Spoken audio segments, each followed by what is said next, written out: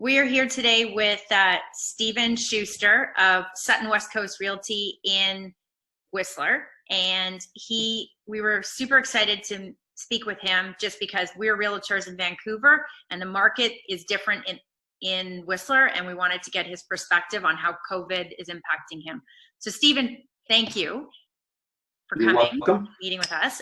Can you tell us a little bit about when you first heard about the COVID pandemic and tell us how it's impacting Whistler?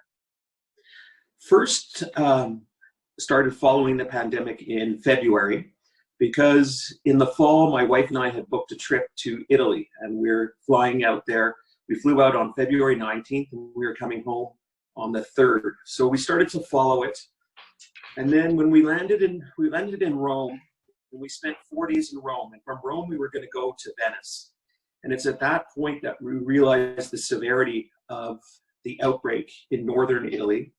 So we changed all of our plans to actually not take any planes, just to rent a car and drive south. So we ended up going down the Amalfi Coast, over to the Adriatic, and it was absolutely stunning. And I don't think at that time the people of Italy realized the severity of what was going on, particularly in Rome. They just heard there was a few people getting sick.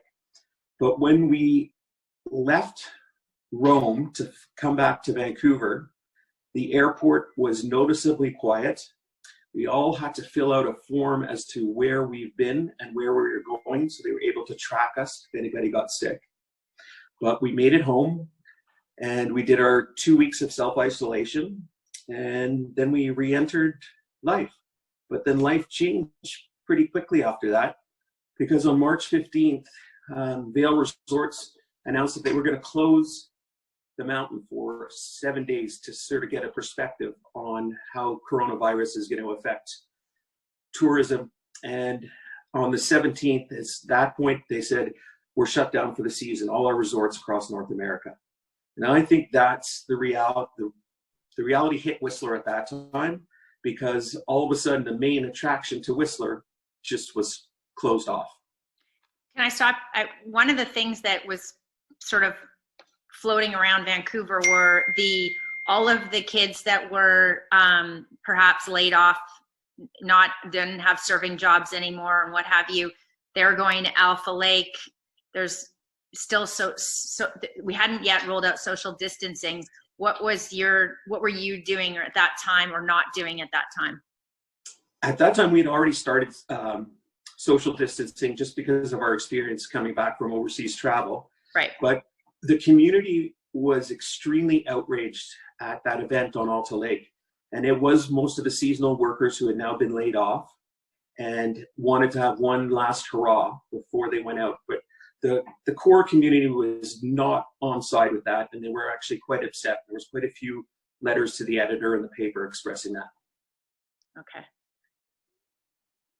And now fast forward to Whistler today. If you were in a FaceTime and you're walking around the village, what does it look like? It's an eerie sense of quiet. We have 75% of the hotels are closed.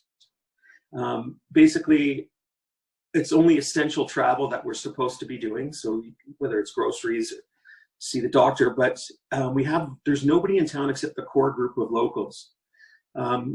Even the second homeowners that say live in Vancouver and have a home up in Whistler, they're not allowed to come up. And I know of one incident where a gentleman was coming up to Whistler to a second home and pulled over by the police.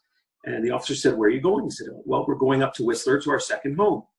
And the police officer said, "Well, that's not essential travel. So here's a fine for $140. And if we catch you again, it'll be a $2,000 fine." So my advice to anybody who's going to come up to Whistler, if that situation happens, just say you're coming up for business. Oh, interesting. And what about, how do you see Whistler Mountain taking on, before a vaccine comes out?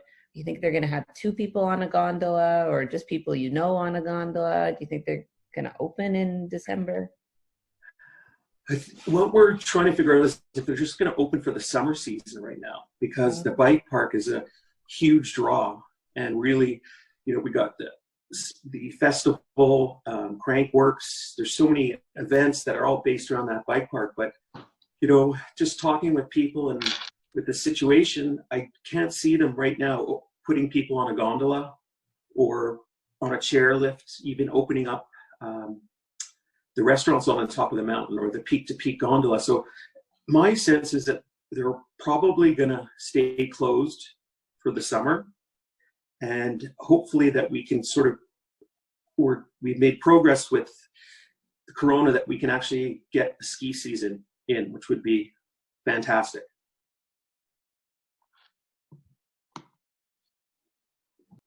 Ruthie? Sorry, my mute. What about real estate? Because in Vancouver, depending on the price bracket, I keep saying some people are like COVID schmovid. What's that? It's up here, it's like March 25th, it's like the taps were turned off. For April, we just had our 5th sale for the month, which is extremely low. Predominantly buyers for Whistler are 90% from Vancouver, the rest from basically the States, a few overseas buyers. With the borders closed, we're not seeing any of the US traffic. And I think Whistler's real estate market is going to be quiet for the next several months, especially if the bike park doesn't open up. And I think what we're going to see is the inventory is just going to build up. And if the financial crisis globally is affected, we might see what happened in 2008 and 2009, where when people were getting strapped for cash, the first thing to go was their second home. And that in 2008, 2009, we saw a lot of sellers having to sell their second properties. And also a lot of those properties today, these phase one properties that are owned by people, they count on rental revenue.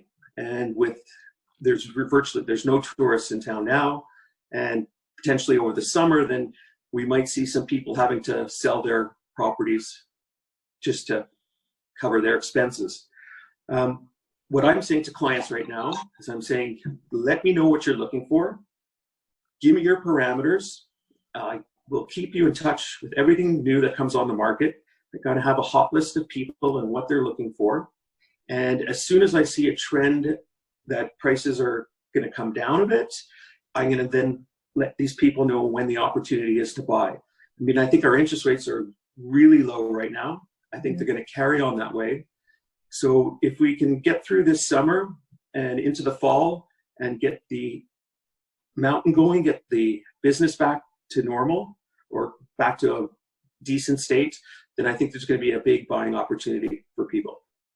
We've had clients ask us about Whistler, and that's why we've referred them to you, thinking that there is going to be some good buying opportunities. I do.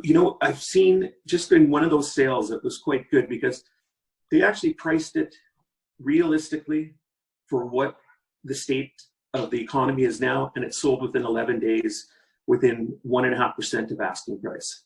Mm-hmm. And then on the high side, we had a house sale that was listed at 5.1 million.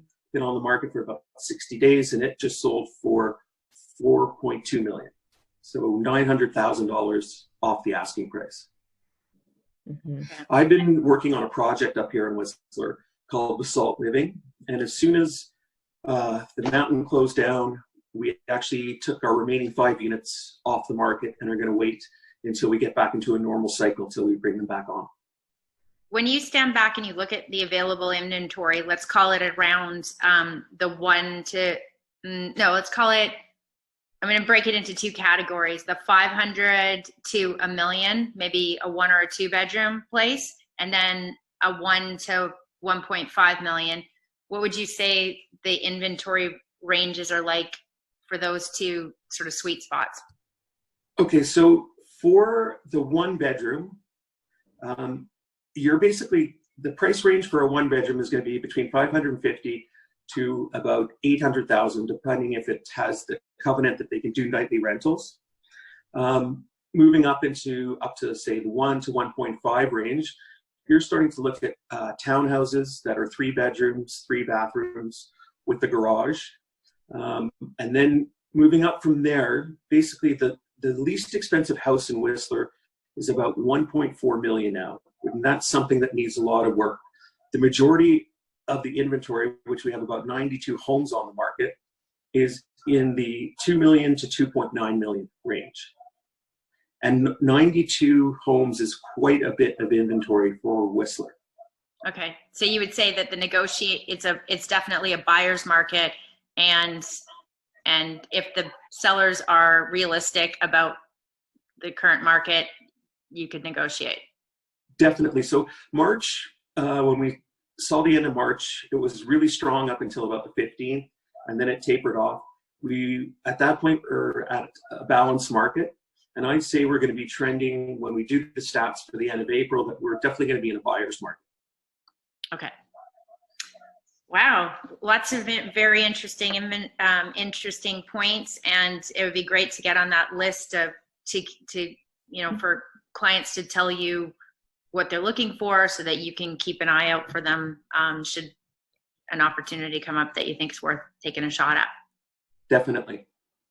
And then just to recap again, if they want to come up and take a look at it, there's a couple of steps that one would need to do, which is take a look at the floor plan, maybe a video if it's available, and then once done, having confirmed that those two pieces make sense, then book a tour with you to go and take a look at it.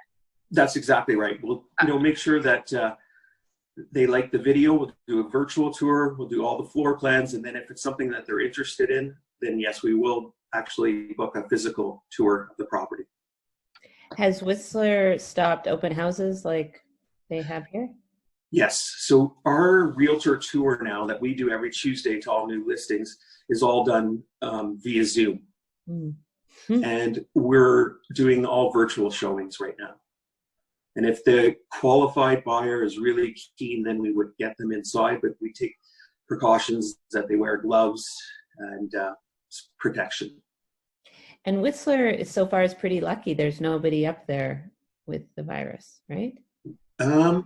So I guess it was March the 12th, we were notified that there was 2 women from overseas that were in Whistler. They stayed at the Chateau. They were on Whistler Blackcomb. They were in the Dublin Gate. And when they got home, they tested positive for coronavirus. So everybody was alerted about that.